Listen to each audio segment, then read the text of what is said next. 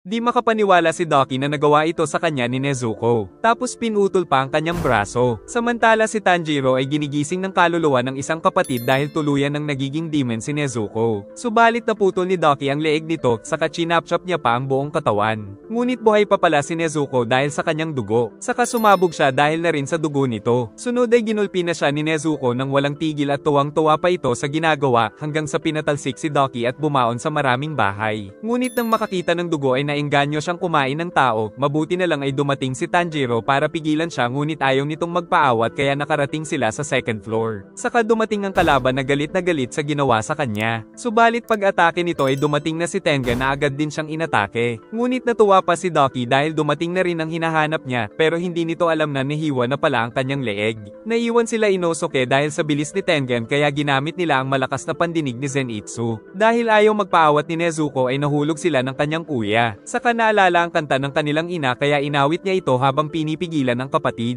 Na siyang dahilan upang mapaiyak si Nezuko dahil naalala nito ang kanilang ina hanggang sa lumiit at agad na nakatulog. Giit ni Tengen na hindi isang upper rank si Doki dahil napakahina nito. Dahil sa kanyang pang-iinis ay napaiyak niya ang demon. Ngunit napansin din ni Tengen na hindi nga naglalaho ang demon kahit naputol ang ulo. Tapos lumabas sa katawan nito ang kanyang kuya na agad na inatake ng Hashira. Subalit nakaligtas pa rin ito at inasikaso ang kanyang kapatid. Sa muling pag-atake ng Hashira ay siya pa ang napinsala ni Gyutaro. Saka naiinggit daw ang demon dahil gwapo ang kanyang katunggali. Isinumbong din ni Doki sila Tanjiro at Nezuko. At nangako naman si Gyutaro na papatayin ng lahat ng kalaban nila. Tapos inihagis nito ang mga kalawit sa Hashira na tumago sa bubong ngunit bumalik ito kay Gyutaro. Saka dumating sila Inosuke at Zenitsu. At sinabi ng Baboy Ramon na sila na ang bahala. Inggit na inggit ang demon kay Tengen at mas lalo pa itong nainggit nang sabihin ng Hashira na tatlo ang magagandang asawa niya kaya gumamit ito ng Blood Demon Art na panang-atake sa kanya, subalit nagpasabog si Tengen upang makailag.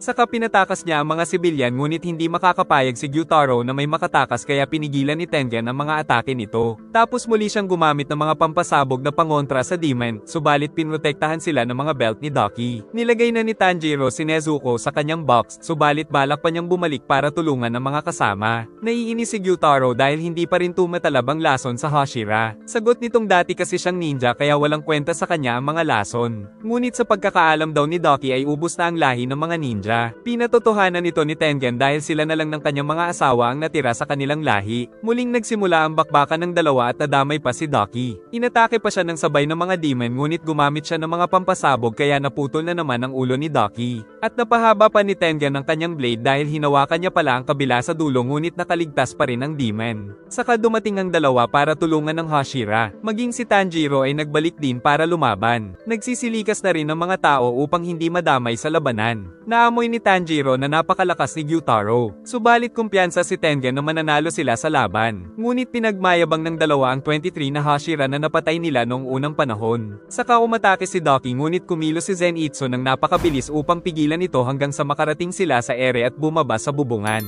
Pinalabas din ni Doki ang third eye para mas lumakas. Nanginginig ang bida dahil sa bloodlust ng kalaban. At sa isang iglap ay nais nitong butasin ang kanyang mukha ngunit nailigtas naman siya ni Tengen at nakipaglaban sa demon. Saka umulan ng napakaraming belt dahil sa atake ni Doki ngunit nasa lag ito ng bida. Habang sa taas ay abala din sila Zenitsu at Inosuke sa napakaraming belt nito. Habang umatake din si Doki sa ibaba kaya pinasabog ni Tengen ang mga belt pero hindi pa rin siya tinitigilan ni Gyutaro habang umuulan ng mga belt ni Doki. Kaya tatamaan sana si Tengen ngunit nailigtas din siya ng bida saka ginamit ang water breathing. Si Tengen naman ay pinaikot ang kanyang dalawang sandata. Samantala sa itaas ay hirap na hirap ang dalawa sa dami ng atake ni Doki ngunit sumusugod pa rin sila. Pinrotektahan na naman ni Tanjiro si Tengen sa mga belt. Ngunit alam ng Hashira na malapit na ang limitasyon ng binata dahil itinali na lang din ito ang kamay para mahawakan ang espada. Kalaunan ay nahihirapan na si Tanjiro na masalag ang mga belt. Ngunit patuloy sa bakbakan sila Tengen at Gyutaro. Umakyat naman si Hinesuro saka umatake gamit ang napakaraming kanay ngunit sinalag lang ng demon ang mga ito. Tinamaan din ng mga kanay si Tengen na ipinagtaka ng kalaban kaso naputol nito ang kanyang mga paa at tinamaan din siya ng kanay na may wisteria kaya hindi makapag-regenerate. Saka sumugod din ng bida para putulin ang kanyang leeg. Maging si Tengen ay target ang leeg nito, subalit pinatubo ng demon ang mga paa at pinaikot-ikot ang kanyang mga sandata kaya napatalsik ang bida, ngunit si Tengen ay nagawang mapigilan ang mga atake. Saka naman siya pinuntirya ng napakaraming belt ni Doki. Sa kasamaang palad ay nabihag ni Gyutaro si Hinezuru, at hindi siya mailigtas ni Tengen dahil sa napakaraming atake ni Doki.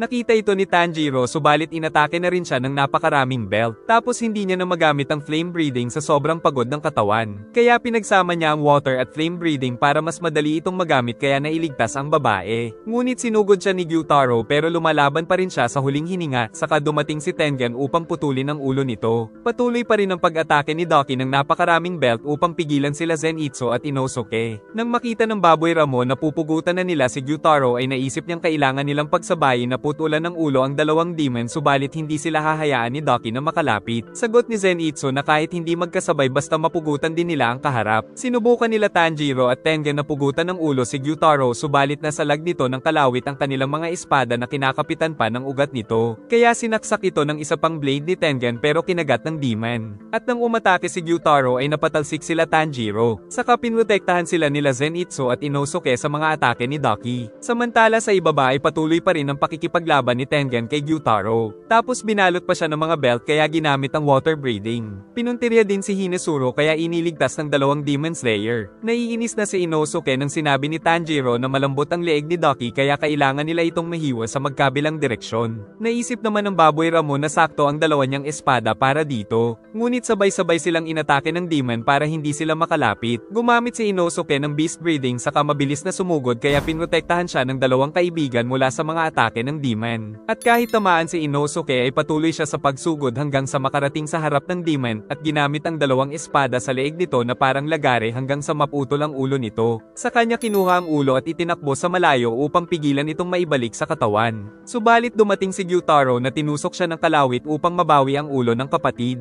At nakatakas si Gyutaro dahil natalo na pala nito si Tengen. Saka sila inatake ni Doki pero itinulak siya ni Zenitsu para hindi tamaan. Nang mahulog ang bida ay nawalan siya ng malay. Saka napanaginipan niya si Nezuko na pinapalakas ang kanyang loob. Hanggang sa magising siya ngunit pinuntahan ni Gyutaro. Dahil siya na lang pala ang natitira sa lahat ng mga kasama. Tinanong nito kung kaano-ano niya si Nezuko. Nang sinabi niyang ito ay nakababata niyang kapatid ay binali nito ang kanyang daliri sa pinagtawanan at pinaglaruan. Ngunit kinuha niya si Nezuko at tumakbo. Kaya tinawanan na lang siya ng mga demon sa kasinipan ni Gyutaro sa apoy ngunit nakaligtas siya sa gumuhong kahoy. Pinagbabato ito ng bida ng mga bagay ngunit sinikmuraan siya nito. Saka naisip ni Gyutaro na hindi niya papatayin ang bida kung pumayag itong maging demon. Ngunit hinedbat niya pa ang demon saka ito nahilo dahil tinusok pala siya ng kanay na may wisteria flower. Kaya tatapusin na siya ng bida gamit ang huli niyang lakas kaya nagsimula niya na itong mahiwa. Ililigtas sana ito ni Doki ngunit pinigilan siya ni Zenitsu. Saka gumamit ito ng thunder breathing na sa sobrang bilis ay nahihiwa din ang leeg ni Doki subalit napakatinding pinsala din ang dulot nito sa kanyang mga binti. Nagagawa ni Gyutaro na mapangat si Tanjiro dahil sa lakas nito saka nabunat ang kanay. Kaya nagsimula na namang umatake ng napakabilis ang demon sa kanya at muntik pang matusok ang mata nang dumating si Tengen para iligtas ang bida. Dahil nagpanggap lang palang patay ang Hashira para sa tamang pagkakataon. Saka sumugod siya gamit ang teknik upang masalag ang lahat ng atake ni Gyutaro ngunit nakatakas pa rin ang demon, saka muling sumugod at nagkaroon ng pagsabog pero nagpatuloy pa rin ang dalawa sa kanilang napakatinding labanan kung saan pabilis ng pabilis ang kanilang mga atake. Kaya ang kanilang mapuntahan ay nagkakaroon ng mga pagsabog dahil sa lakas. Si Tanjiro naman ay naghahanap ng pagkakataon. Ngunit tuluyan na nitong napinsala ang Hashira kaya tumalo na ang bida kaso naunahan din siya ng demon. Sa kabila nito ay inatake niya pa rin ang matigas na leeg ni Gyutaro. Ibinigay na ng bida ang lahat ng mapalabas nito ang marka sa kanyang noo na nagbigay ng lakas upang mahiwa niya ang kalahati ng leeg ng demon. Samantala ang kanyang kapatid ay tinatapos na rin ni Zenitsu gamit ang kanyang bilis. Saka dumating ang dagwang Baboy Ramo at tinulungan putulin ang leeg ni Doki. At malapit na ring maputol ang leeg ni Gyutaro. Subalit dahil sa pagpuporsige ng mga Demon Slayers ay sabay nilang naputol ang mga leeg ng magkapatid na upper rank 6 demon. Saka nagkita ang kanilang mga ulo na parehong nabigla sa nangyari. Tuwang-tuwa si Suma nang makita ang tagumpay ng mga hunter. Subalit parang mamamatay na si Tanjiro dahil sa laso ng sandata ni Gyutaro kaya hindi niya maintindihan si Tengen saka nagkaroon ng pagsabog dahil sa katawan ng demon. Subalit nagawa ni Nezuko na protektahan ng mga kasama. Paggising ng bida ay nakita niyang nawasak ang buong entertainment district. Hindi na rin makagalaw ang bida dahil sa mga pinsala kaya dinala siya ni Nezuko kay Zenitsu na hindi daw makagalaw ang mga paa.